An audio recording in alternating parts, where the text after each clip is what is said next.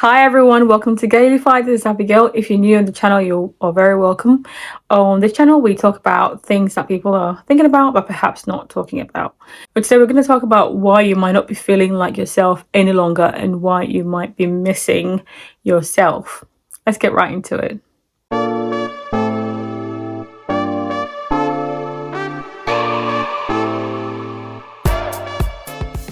So have you ever looked at yourself and thought, I don't feel like me anymore? Not in a dramatic way, but just quietly, like something has changed. I mean, you obviously are doing the same things. You go to work. If you're a student, you're going to school. You talk to people. You're doing the same routine, basically. But something just feels off. And the thing is, you don't even notice exactly when this started. It kind of like just sprang up on you. I must be honest, I do feel like this at times.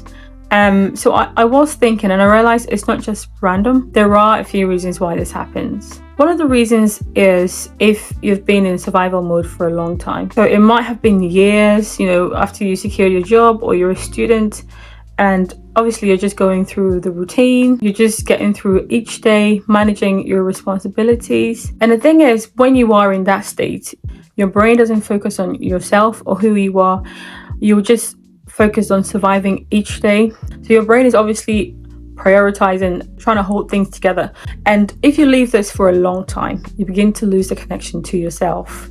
The second reason this might happen is if you've actually changed or grown, but you've not stopped yourself to process it. You might have graduated from school, you might have started a new job, but if your brain is like constantly on, let's do the next thing, let's get the next thing, right, here we are, let's crack on. You never kind of like sit to soak it in and kind of like realize, wow, I actually have completed school.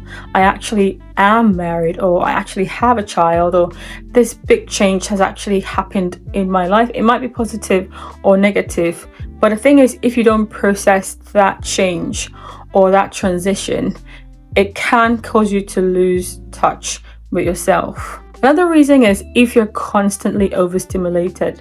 So if you don't have time to sit with your thoughts and you're constantly on social media, checking updates, feeds, notifications on a daily basis, ideally, you should have that time to introspect, think about your day, how your day's gone, the emotions that you have experienced throughout the day, the encounters that have shaped you in a dramatic way. You have to have time to process all of these things. Now, if you go days, weeks, months, and years without actually sitting with your thoughts and processing these, then you kind of forget who you are because you have been constantly consuming and not reflecting. Another reason is if you've been putting yourself last.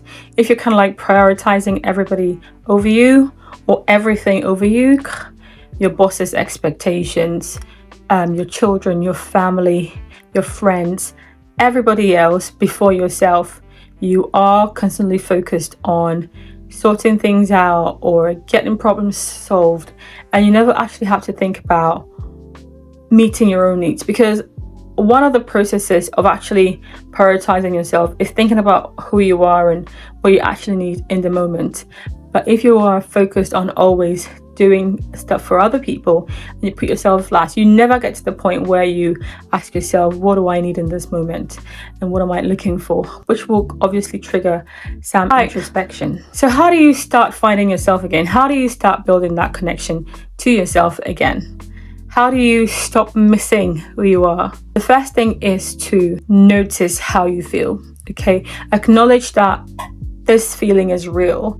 Number two is you've got to reduce the noise. If you are really into social media, for instance, you don't have to completely shut everything away, but you have to reduce the noise so that you have some time to listen to your thoughts. It's very easy to be distracted from actually doing that introspection.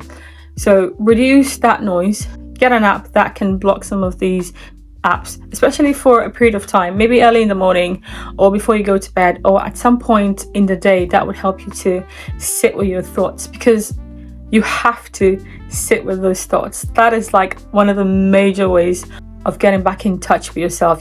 Number three, you really have to accept that you are evolving, and every day changes you. The experiences that you have on a daily basis change you, and especially major life experiences do shift your focus, do change who you are, and they can change you for, you know, for the long term or just for the short term. So you really have to give yourself that grace that you're not going to stay as you are forever. Like, for instance, there are people who might miss how young they were and stuff they used to be able to do. There are people who might miss how their children were.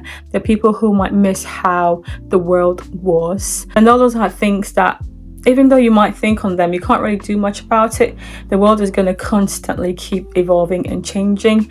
Our bodies are going to keep changing. Our experiences are going to keep evolving. So you have to give yourself that grace. You have to celebrate how your body is evolving or changing, or how you are growing. You have to accept and celebrate that. So like I said, it's very easy to fall into that rut where you're just focused on life and not really on yourself.